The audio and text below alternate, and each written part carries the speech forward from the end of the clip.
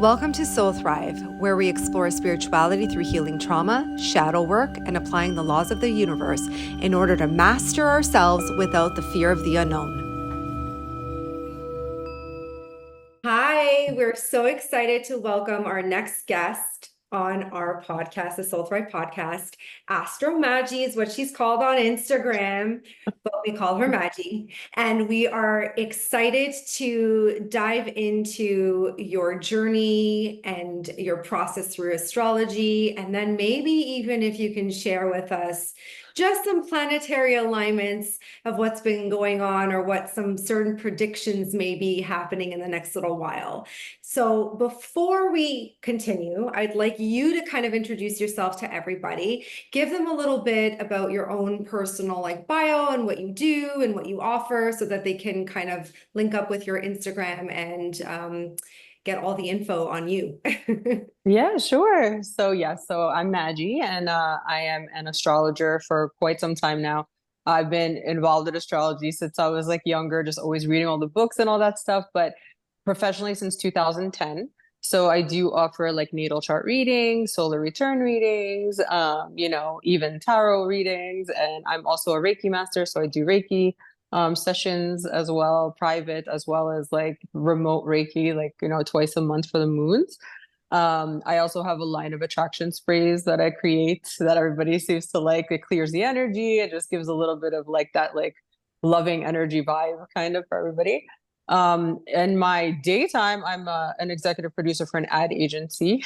And more commonalities. I love that. Yeah. Yeah, I'm actually in between contracts now, but looking for my next opportunity. I am a huge animal lover. I have a pit bull that I rescued from the shelter. He's probably close to 13 now, and my other baby passed of diabetes last year, so I always really miss her, but I always feel her around. So definitely around you for sure. I will confirm that. Yes, my little baby. But yeah, so that's about me. I'm very family oriented. That's one thing also. And I guess that's it. I'm from Middle Eastern descent. I was born in Beirut, Lebanon. I also have some Turkish, Armenian, as well as Iraqi. So I'm a little mixed, all Middle Eastern. So did you grow up in Beirut? I was born there, and I came here when I was 5 going on 6.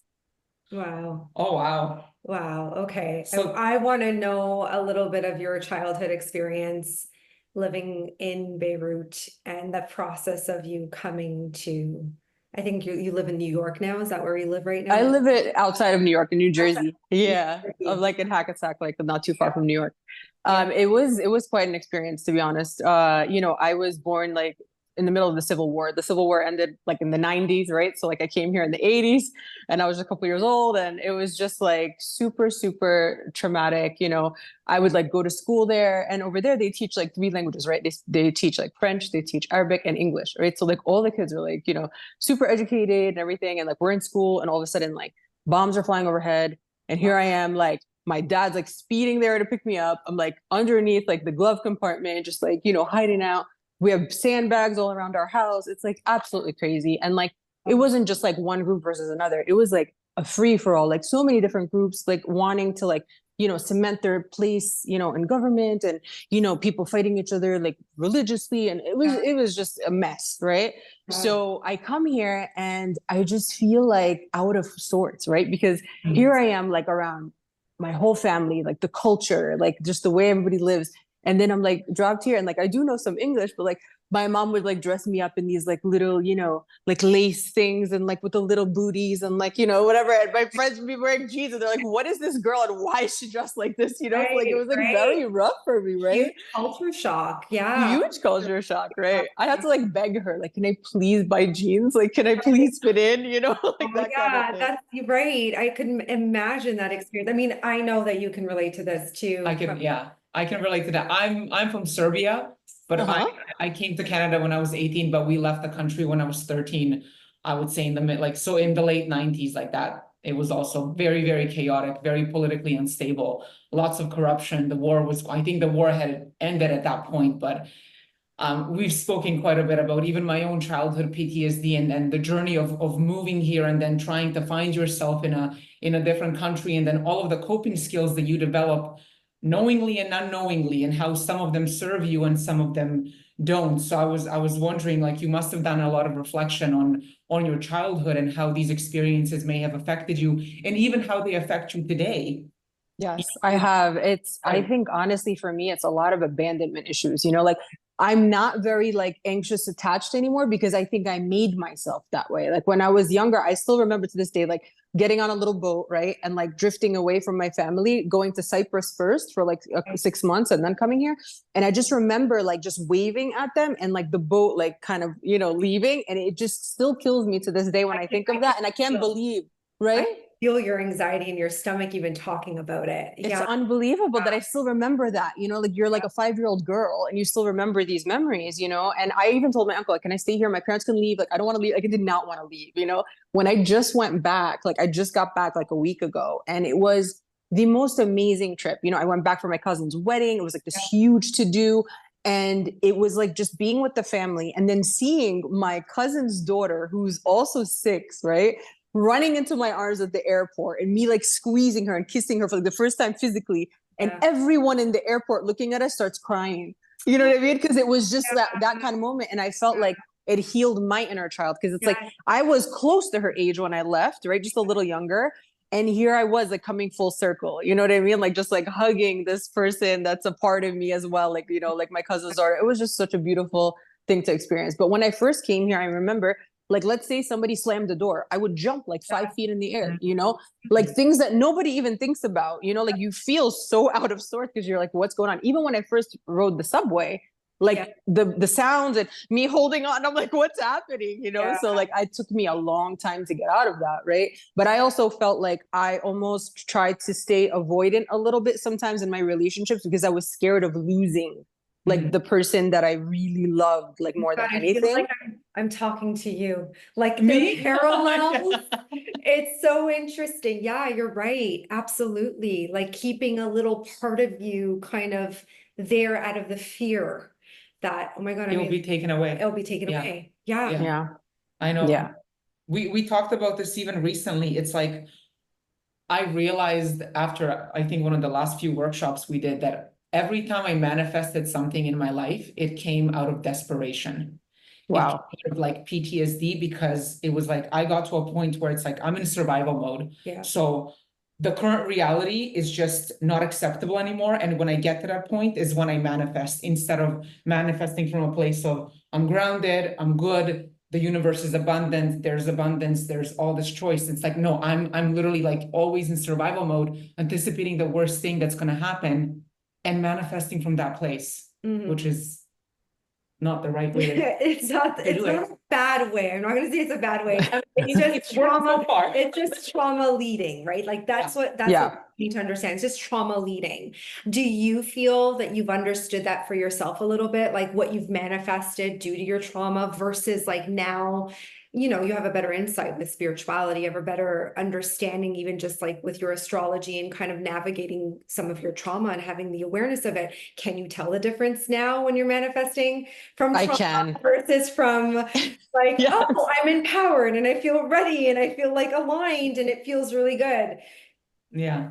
I totally agree with you on that. Give your your own personal process maybe, or your own perspective on that? You know, like I got into meditation years ago. I was like in my 20s, and I literally felt like if I didn't do it, I wouldn't be the person I am today, because the anxiety that I would feel sometimes wasn't good. And I didn't want to resort to like, you know, addiction or something, you know, to kind of calm me or take some medicine or whatever it is. So I would try at least like 5 minutes a day when I wake up, you know, to just kind of like clear my mind, you know, and just be like, it's all going to work out. You know, everything is going to be okay. Like there's no like, you know, sunshine without rain, you know, stuff like that. Like just trying to like hype myself up, you know, because otherwise it would have been like a very dark road, because I never still felt like full fulfillment, you know, there's just always like, I feel like something, you know, something has to happen. So here's Madge, like running towards that finish line because it has to happen. Just like, you know, like it's almost like that trauma that you were talking about, you know, it's almost like, no, this is mine. So I have to grab it right now, or maybe it's going to be taken away from me, you know, like one of those things, you know, whether it's jobs or relationships or friendships or whatever. Friendships I've been blessed with, because I feel like I had like my friends became my family here, because so much of my family is still back home. Right. which I'm so grateful for. But like it is feeling like sometimes like you're running with scissors. You know what I mean? It's just a lot, you know? Yeah, Like, I love that analogy. So true.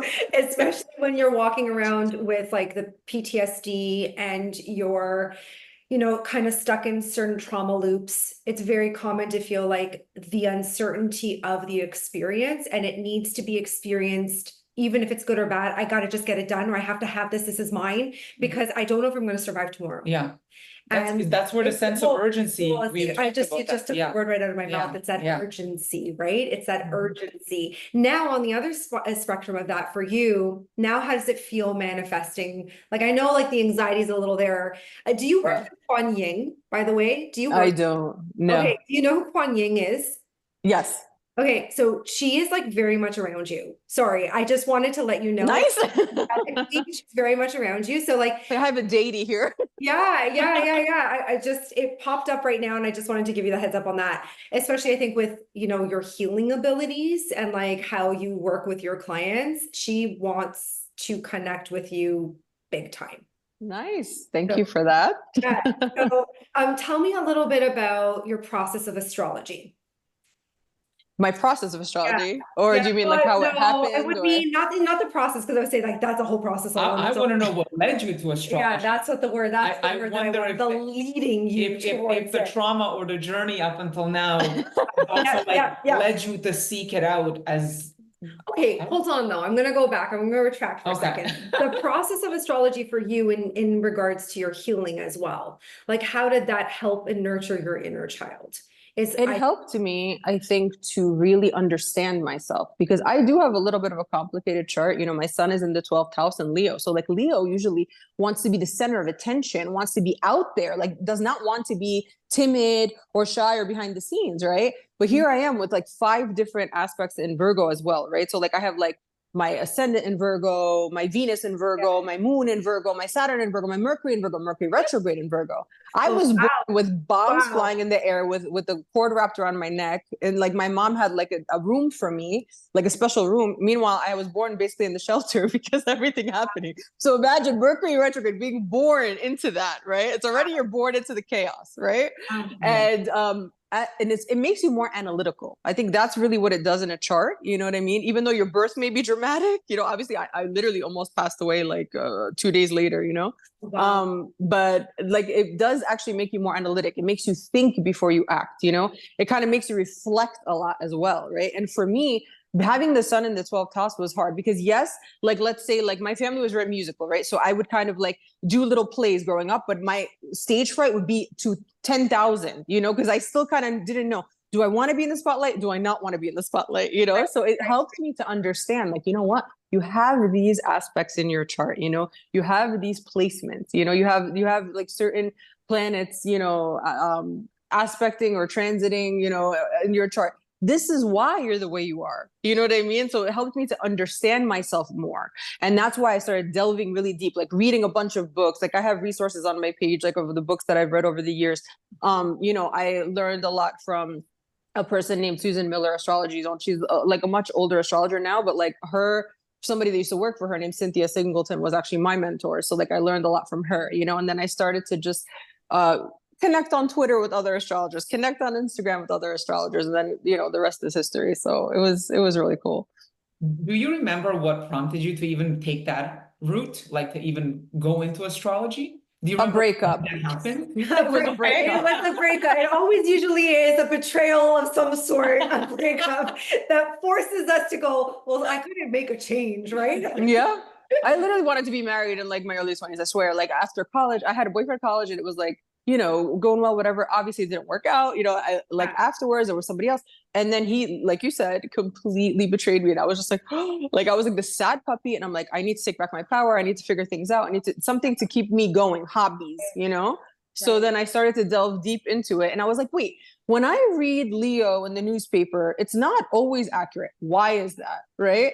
So I'm like, let's pull a chart and like actually learn like all about it. What is the top, what is the big 3? What is, what, like, does it depend on where your planets are? All these kinds of things. So I was like, oh my goodness, yes, this is why, it doesn't always resonate. Sometimes Leo resonates, sometimes Virgo resonates, right? So it was that aha moment that kind of made me delve. I feel like I relate to that because it's like I'm not a typical Pisces because I have a Leo rising. And then when Uh-huh. that I had a Leo rising, I was like, I rejected that. I was like, that's just not me. And then I was like, oh, but you know what? Maybe it No is. comment. It's like I kind of can see that now, right? It took Yes. a minute for me to go like, but you know, Pisces is like this, and then you know, having a little Gemini and whatever else other aspects that are playing a role. When you get to know the chart overall, you're like, oh, that explains why I behave the way I do sometimes, right? Yep. Right? Yeah, I'm curious even how does this, do you feel like doing this, the healing work that you're doing, is that also like healing your inner child? It does. It does. I feel like, being like light for others and helping others or praying for others, it's something in my family. I feel like all of us have this. It's like this ancestral thing. When I pray for someone from all my heart, like this girl that I knew couldn't get pregnant for years, I literally prayed for her from all my heart. Like I gave her little things from one of the holy places in Lebanon, all this kind of stuff. And it happened for her. And it made me so happy, like these things like bring me joy.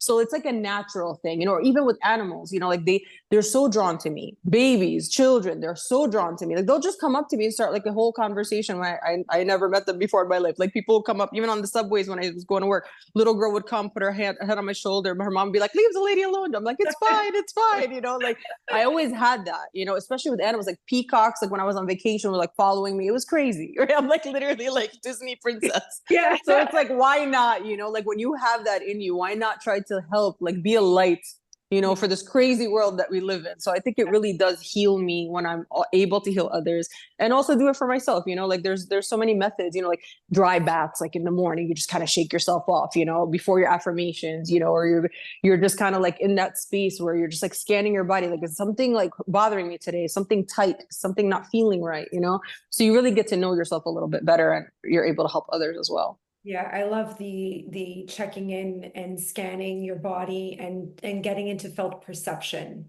because that is a very big method when it comes to connecting to your emotions and what your inner child's trying to communicate to you quite often, which is a very powerful process, I think, for a lot of people. So innately, you're just doing these things, which, I feel like is just part of your path and your purpose.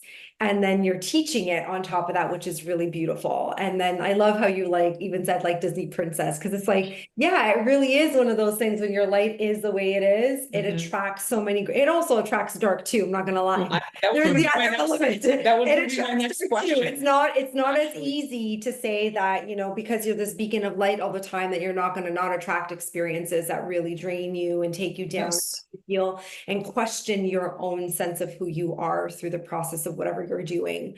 What was your question? Sorry. My question was going to be around energetic boundaries. Yeah. If you find that people are drawn to you, I mean, that's great. But like Christina mentioned, what if there's people who want to, whether they know it or not, want to take that energy from you or siphon it? Is that something that you've gotten, that you're able to sort of detect more so now that you're older and grounded in your practice? And how do you deal with that? Because I imagine people are probably flocking to you like crazy because of your energy and because they can sense that openness and your ability to help and heal them. 100%. I feel like early on when I started, in the healing journeys or astrology, like I would get like 50 DMs a day with like paragraphs and paragraphs. And I was like, oh my goodness, right? So in the beginning, right, you're eager, right? Because you're like, oh my gosh, this is my path. What if like this is what I'm meant to do? I want to help everybody that I possibly can. So you delve in. Then you start feeling your energy completely depleted. It's almost like working off an iPhone that's on 5%, like that, right? So then as I got more into it and older, I realized you have to set boundaries. Like, it's just like if you're a therapist and your clients keep texting you, you can't do it all the time, right? Like it's just not healthy, right? Not for you and not for them, because then you're enabling them to see you as their savior, which is not at all what I am. I'm not a guru. I'm not a savior. Like I'm just literally a Reiki healer and an astrologer. You know what I mean? I'm a human. Like this is not the thing. I don't subscribe to that. Like, I'm holier than thou or any of that stuff. Yeah. So I had to really set boundaries in a big way. I was just like, listen, it's cool if you want to check in like after a coaching session, or if you want to check in after a Reiki session, that's great, but like, I can't have like back and forths for a whole week about what's going on with your relationship or your parents or whatever it is. This is not for me to take on, like I'm gladly going to help you as much as I can, but then there's got to be like a line drawn, so it was a lot of that. But in the beginning, absolutely. Like I was just drained. I was walking around drained all day. I wasn't sleeping. I wasn't doing anything. I was just kind of like trying to, just keep going. Like, oh, let me answer this person. Let me answer that person, And then I was like, no, this is not how you're supposed to do things. This is not healthy. So I had to learn how to set boundaries for sure, especially with my Pisces descendant, because I'm like, oh, I just want to help. You know what I mean? I'm like, hi, welcome to my life. Have you ever been villainized? Villainized? Maybe sometimes like when you tell people the truth that they don't want to hear. Mm-hmm. Yes. Right. Because I'm very like honest. Yeah. If let's say somebody comes to me, there's been people that come to me like every month about the same relationship that I tell them, I don't see it as healthy. I'm sorry. I see it as toxic. They hate it. Yeah. They lose their minds. No, he's the one. That I'm like, okay, well, I mean, then why are you asking me? Like, I'm not going to tell you. Like the lady wanted me to tell her that he was the one. Yes. And even the cards, when I asked that question and I recorded it for her, it said no. And he ended up not at all being good, and I was obviously the villain because I had to tell her. But I would rather tell somebody the truth than be the person that's going to be like sunshine and rainbows and maybe, I don't want to do that to anybody. It's just really not the right way to go. I don't feel anyway, No, I agree with that 110%. I'm in the same boat, and it's refreshing to hear someone else also say that, because I am someone who says the truth and does not like to sugarcoat things and can be very blunt and straight to the point.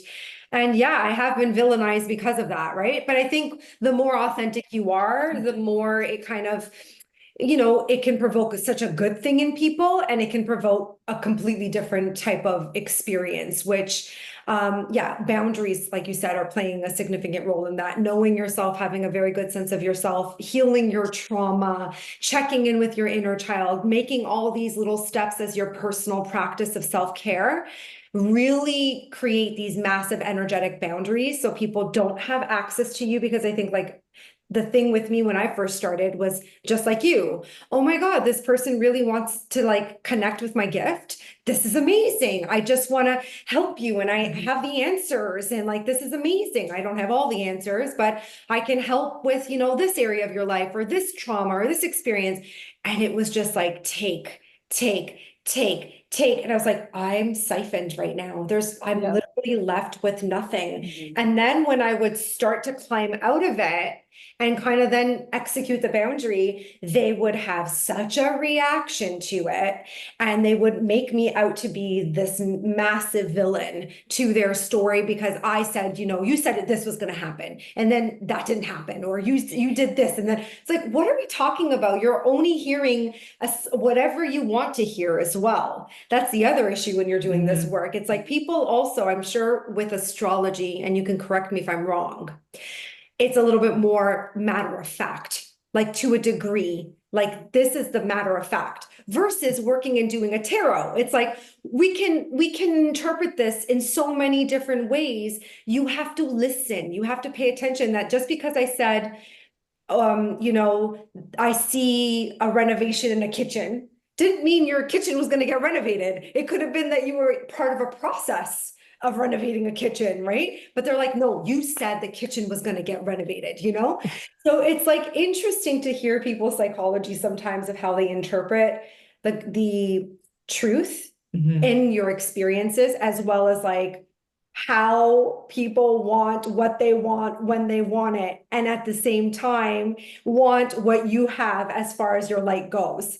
So for me, it's like boundaries, inner child work above everything else, and setting a tone of what I can and cannot give anymore. Mm-hmm. And so I like astrology because astrology is matter of fact. They can't come at you in a different light or in a different view. It's like, but this is your chart.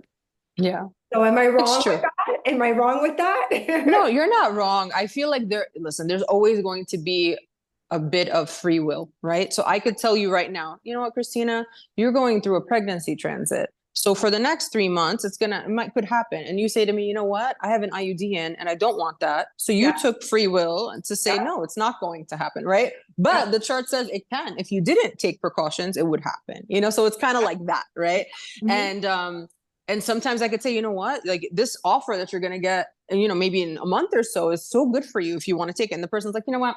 I don't want to. I don't feel like working right now. So you've just kind of changed it. Maybe your path will come around again, at some point if it's meant to happen. Like if things are 100% meant to happen, I feel like there are some things that are very much like, willed, like it's almost like kismet, you know what I mean? It's meant to happen, right? And other things I feel like are kind of like depending on like what you choose, right? Yeah. All right. Do you want to talk about like the actual questions that we want to know? Like what's going on? Well, let's get into the prediction part or what planetary alignments are happening. It feels like an astrological clusterfuck right now. It is. So I'm curious, it's like, what's in store for the next 6 months to maybe like, I don't know, a couple of years out? Even with everything going on politically in the States, and I mean, everything going on politically all over the world and the conflict in the Middle East. Just wondering what the planets are saying and how do we navigate this next little while? Yeah. I mean, the biggest thing I think for this year, obviously, is that Jupiter entered Gemini, right, in May. And Jupiter in Gemini is not really like the best, planetary kind of like placement, because it's seen to be kind of like in its fall, because the best placement for Jupiter is like either Cancer or Sagittarius, right? So Sagittarius is like at home and Cancer is exalted or like the best, right? So while Jupiter in Taurus, like last year, kind of gave us lessons about finances and like sensuality and cuisine and the earth and everybody kind of like wanting to give back and all this kind of stuff. Now it's almost like everything's fluctuating because Gemini is a dual faceted sign, right? So one day you're going to see like the stock market sky high, the next day you're going to see it plummet, right? This opportunity comes one day, the next day it's taken away. It's really weird, and even like you're hearing now on LinkedIn, like how the economy is going, how so many people are out of work, like even in my industry, like with like production, it's crazy. We are insane. I work in advertising, by the way. Literally everybody in the industry is going through a transition. Exactly. Wild. Yeah. Yeah. Like I was in a network for 16 years and then literally the job, a lot happened in February. So like, I started freelancing and stuff due to that. So it makes a lot of sense. Right. So basically it does promise one thing, excitement, which we all see, even though I don't know how good that is sometimes. Right. It's like up and down and up. That's what I see energetically, by the way. Energetically, the timelines that I'm looking at are like these influxes of highs and then lows and then highs. So the energy feels very like, I suffer from motion sickness, right? So it's like up and down. Yeah.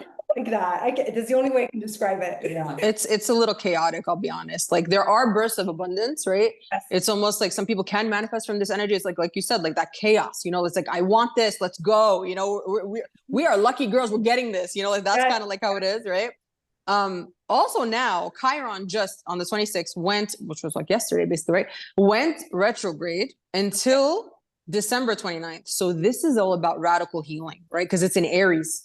So Aries is just like, listen, I'm going to take my power back. I'm not interested in dwelling on the past wounds. I want to trek forward fearlessly, right? I'm the pioneer. I'm going to be putting away issues when it comes to lack, and I'm going to lead with I can and I will, so like that's kind of like that energy that we're getting now.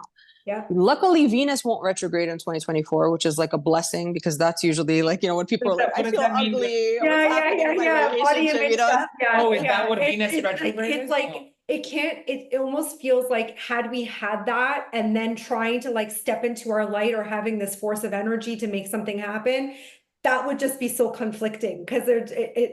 It would be like, you would be so concerned about how you look or how you're being perceived. And that gets in the way of being able Did that happen last year? Yes. Yeah. Can I ask just a quick question? You talked about the retrograde in Aries. If you have Aries in your chart, do you feel it more?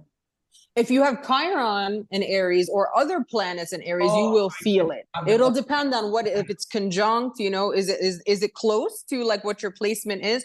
I think right now the most affected will be people born in like the earlier 70s kind of, because I think 77 Chiron went into Taurus basically after that. So like people like born, more like 70 to like 77 will really feel this Chiron retrograde. Maybe even more towards the end, like 76, 77, they'll kind of feel it, or 75, 76, 77, probably feel it the most. Well, what about us in the early 80s? What It about depends on 1984 specifically? Yeah, like it depends on where your Chiron is, because your Chiron would be in Taurus, probably. Yeah, right? I don't know. I'm a Sun Virgo, Aries rising, and Moon Libra. Yeah. So, I mean, That if was you a said big, Well, yeah, no, it was. well, the moon and she Libra would tapped into oppose, right? something in that moment. Oh, So when oh, she what- tapped into it, it opened up your. What did I just witness? Okay. So if you have the moon in Libra, that would oppose Chiron, right? But it depends on the degrees, obviously. If it's a loose thing, it's not a big deal for you. It's like, okay, we're trekking forward. However, there could be like a little bit with relationships versus self, like that kind of thing. Like, what am I looking for? I'm not sure if you're like coupled up or married or whatever it is. No. If you're looking to be, like, it could very much be like, okay, what are my, pros and cons? What am I looking for? What will I not accept? You're in That's the a good phase thing of to do. discernment right now. So you're Yes. absolutely right. Yeah. Yeah, You're right. it'll You're be right. like really good. Yeah, it'll be really good for you. Sorry that with I that. stopped you there. I just wanted to. No, don't worry. You could ask me anything. I have so many questions now. We'll keep I that. love it. Now, Uranus is like the biggest thing, right? Because this is the planet of like eccentricity, of like, unexpected events, right? And it's been in Taurus. It's going to remain there until 2026. So it's really pushing us to see the yin and yang of like conventional versus unconventional ways of thinking, right? Taurus is a traditional sign, and Uranus is the modern ruler of Aquarius, and not very comfortable there. And it hasn't been comfortable there for years, right? So here is like a lot of arguments in the news, like we should preserve American history. We should preserve, all of these values from America from back in the day. But it's like, are those values something that could be applied to 2024, right? Like, especially like with all the things going on politically, right? So lots of the conversations against like gender equality, diversity, equity, inclusion, and people wanting to take that away, that's very much, there as well. Yeah. Mercury retrogrades in Leo from August 4th, till August 28th, and then Sagittarius from November 25th to December 15th. So obviously we already know not a good time to make commitments, sign documents. Sometimes it results in delays, miscommunication, cancellations, and things like that. It's a good time to finish existing projects and keep working on them. Renewing. Is it weird? I'm going to ask you a question. Is it weird that I thrive every Mercury retrograde? No, it's not weird at all. I mean, depending on your chart. Like, are you born during a retrograde or no? I have no idea. I can't remember. You should probably look at that. It's very possible. But it's like the most bizarre thing. Everything around is like in chaos, and I'm just like, whoa, everything seems to be falling into place for me. This feels great. Yeah. Yeah, Like, you should definitely look into that. I always launch things even in a retrograde. But okay, so I actually did have another side question. I'm sorry. Retrograde. You said like, signing papers and all of that. But what if you started something? So like, you see how you said like you finished something during the retrograde, but if you started the process before, can you finish it? Can you like sign it in retrograde? I don't like signing things during retrograde unless I know that I'm going to revisit this and maybe sign again, right? So let's say there's something with like 5 or 6 phases, that's okay. If you look at like Apple, they're very smart, and I know they have an astrologer. There's no way, because every single iOS update comes during a retrograde. Because they know it's going to be updated. They don't care that it's during a retrograde, because it's going to be updated like another 6 months from now, another year from now. There's going to be another iOS 18, 19, 20, 21. It doesn't matter. So that doesn't even matter if you started during retrograde. If you're trying to get married or sign your wedding documents, I would say no, like don't, unless you're going to have like 3 different ceremonies and you're going to sign again, then go ahead. You know what I mean? If you have the money for that, I'm trying to get married. During the retrograde, okay? Fine, noted. I love it. I love it. But it is a good time to renew and rejuvenate and like review and like kind of relax, right? Like you want to go on vacation somewhere you've already been. I would say don't go to new destinations, because sometimes like the weirdest things happen. Like I went to Greece the first time during Mercury retrograde. It was insane. I am like lucky that I did not just perish, because it was crazy. It's literally like a whole other podcast, like just the trip. Oh my God, yes, I would love to do an episode of just that experience. It's crazy. Oh man. It's crazy, I swear. But the craziest thing too is Pluto is going to teeter back into Capricorn from September 2nd to November 18th. Now, Capricorn, we all know the sign of the government, right? So here we are, like that's what all the election stuff is going to come up. But it did bring huge fundamental and generational changes as well as shifts in finance and government. Pluto in Aquarius brought the AI, the robots, the innovation, the overhaul of society, right? Led by futuristic things. You know, we come full circle when it comes to aliens and what exists and what timelines and whatever, all of that stuff, right?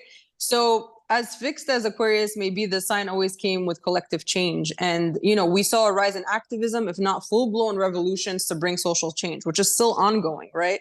Now, when it dips back into Capricorn, that's when the US government will really be full in swing.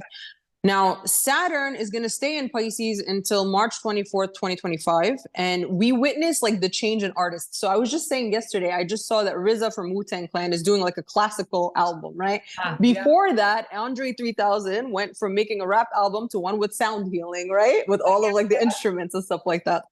So even though we see like censorship sometimes there with the Saturn in Pisces, it's not very comfortable there because Pisces is so creative, right? And it's so free. Even though like doesn't like the drama and it goes into its rose-colored room, it's still a beautiful rose-colored room, right? And it wants to create from that place. Saturn doesn't allow that too much, you know, wants those boundaries to be set up.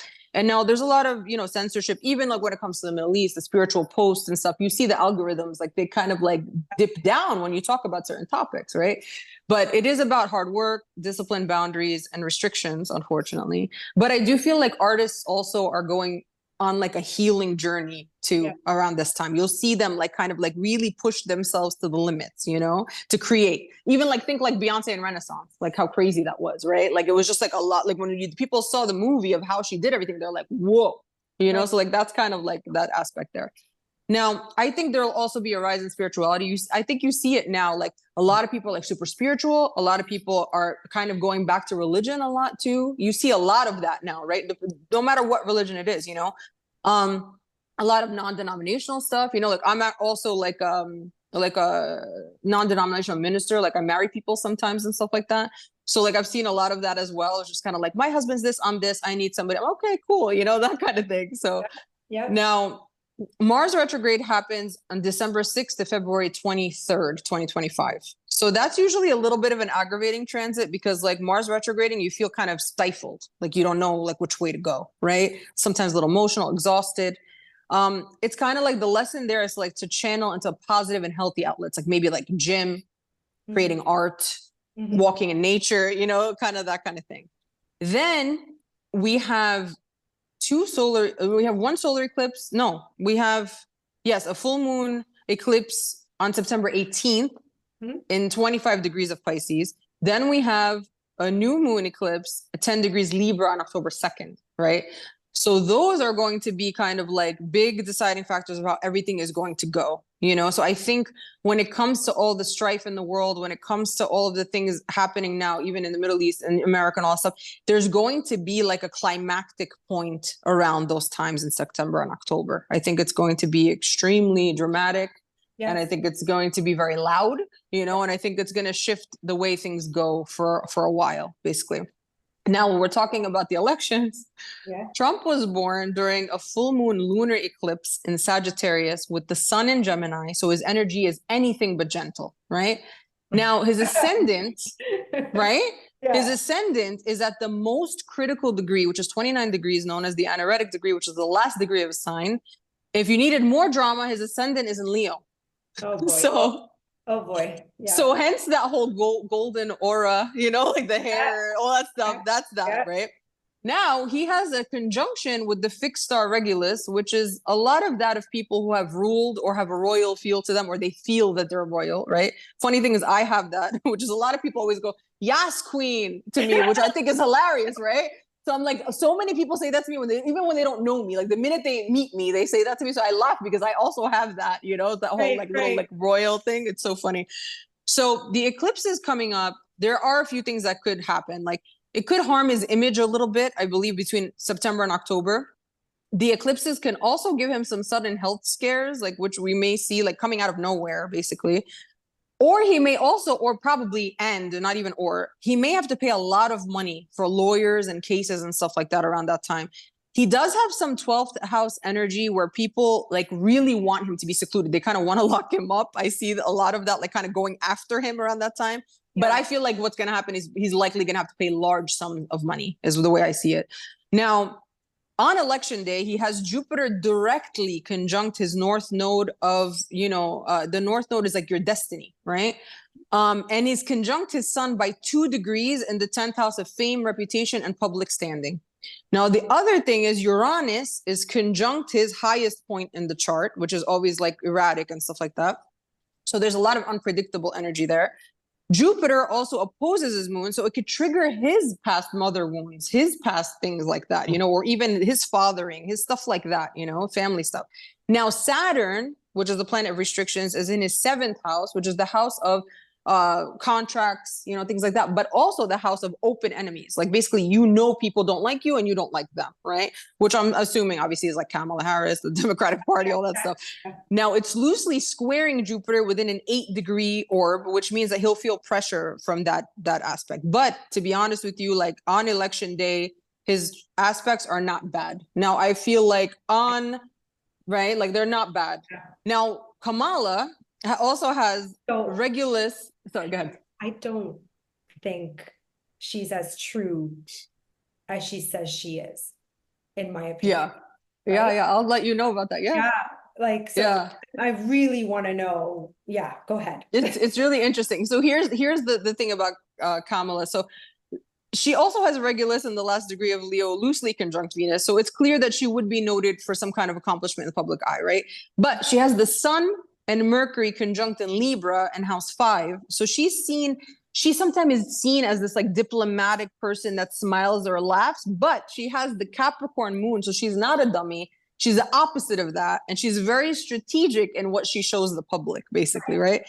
So now Saturn in her 10th house would make her a hard worker, and she climbed up in career through hard work and opportunities. Obviously, she was a cop, prosecutor, all that stuff. Now, on election day, Uranus is conjunct her natal Jupiter in house 12. Now, house 12 is the house of like hidden enemies, to be honest with you. Like, it's almost like, as much as people say, like, I'm opposed to Trump, like it's open. For her, there's a lot of enemies, but they're not very open about it, basically, right? That's the way that I see it. So Jupiter retrograde will be conjunct her north node in the 1st house, which is her destiny there. So there will be a fated day for both candidates, obviously. But the reason why I'm iffy on predicting her win is because Saturn is conjunct her natal Chiron in house 10. So that kind of makes me feel like there's a hard loss or a restrictive transit for her in her house of public standing. Yep. She does have the Venus and the moon in the 7th. So I feel like a ton of women will be voting for her because due to her women's rights thing, like a lot of women are going to vote for her. Yes. However, I can't fully say that she's going to win. That's just the way that I'm seeing. I've had the same type of prediction there, same type of around that. I also have been seeing timelines where we're moving closer to World War III. It's very possible. So there is also a very big timeline that I've been looking at that. Have you seen anything in the planets in regards to something like that, or just wait and see September, October? I think September, October can be the start of either healing and like the end of everything happening, or it can be something even worse. It depends on like the actions that people take, unfortunately. And I've been seeing crazy things. We've all been seeing crazy things on TV, right? So at the end of the day, it really depends on these leaders and if they really truly want us to move in a positive direction, or if they just want chaos and stress and drama and everything. Does Trump's chart state that he does want to unify the country, or does it like, do you know what I mean? Like, does he actually have? He thinks and feels that he wants to do that, but he's so egotistical in his chart. He's so self-centered. I don't know if he sees outside of that.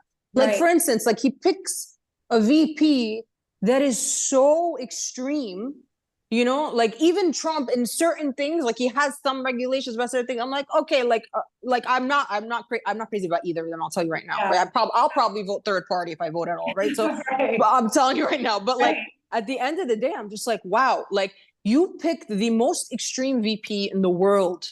You know what I mean? Like when you're trying to appeal to certain people and then you're making slurs in the debate, like it's like no matter what, like even if he feels he's trying to unify or unite, whatever it is, there's something in him that just needs to be dramatic. It's the whole born on the eclipse, you know, like he just has to be.